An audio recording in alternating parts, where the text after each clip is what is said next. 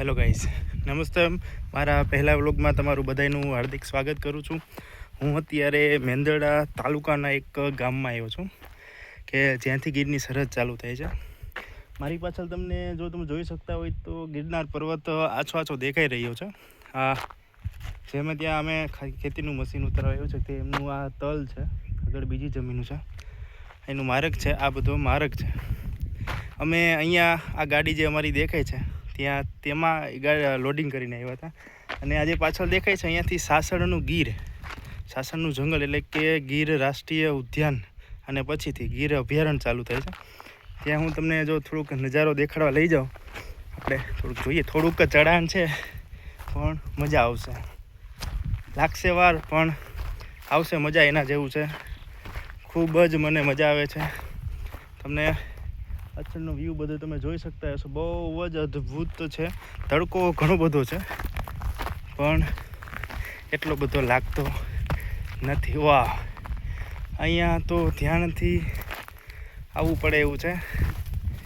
તમે જોઈ શકો છો બધું કે શું કામ ધ્યાનથી આવવું. અહીંયા બધા અહીંયાથી ગીર અભયારણ્ય ચાલુ થાય છે.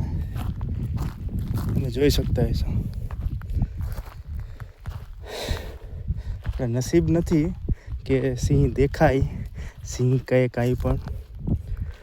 સાચે મારા તો નથી, તમારા હોય તો તમને ક્યાંક ઝૂમ કરીને જોશો. હવે આના ઉપર આપણે ચડવાનો પ્રયત્ન કરીએ. થોડીક બીક કઈ લાગે છે કારણ કે ત્યાં શું હોય એનું નક્કી હોતું નથી.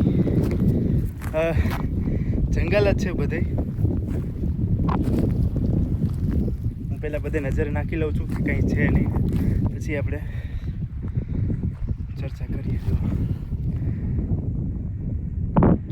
તમે મારી સરાઉન્ડિંગ જોઈ શકતા હશો કે કેવું વાતાવરણ છે, શું નજારો છે. હું તમને 360 દેખાડું છું અત્યારે.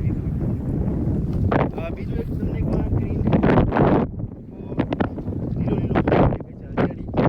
ત્યાં બહુ જ છે. એની પાછળ એક ડેમ છે, એના કારણે ત્યાં હરિયાળી બહુ છે. અને આ બાજુ દેખાય છે ગઢવો ગઢ ગિરનાર, કે જ્યાં છેલ્લા 2 વર્ષથી હું નથી જઈ શકું. મારે જવું છે. જોઈએ હવે જરી ઈચ્છા કેવી છે. તમને ઝૂમ ઇન કરીને દેખાડવાની પ્રયત્ન કરું તો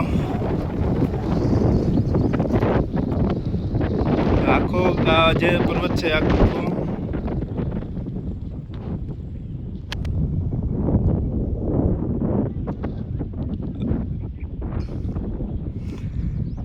આ ગીર અભયારણ્ય ચાલુ થઈ જાય છે. અહીંયાથી બધું આ જંગલ જ છે. વચમાં અહીંયા એકાદી ખેતી છે, તમે જોઈ શકતો. બાકી બધું જંગલ છે. જો આ ફોરેસ્ટની તમને દિવાળી દેખાતી હશે અભયારણ્યની. હું તમને ઝૂમ કરીને દેખાડજો. આ તમને દેખાય છે, આ દિવાલ દેખાય, એ આખી અભયારણ્યની દિવાલ છે. તો અહીંયા આપણો ફર્સ્ટ બ્લોગ જે મેં મારા ફોનથી ઉતારેલો છે એને બંધ કરીએ છીએ. આવા જ બ્લોગ સાથે મળતા રહીશું જો હું બ્લોગ બનાવીશ તો. બાકી જય હિન્દ, જય ભારત, જય માતાજી, ભારત માતા કી જય.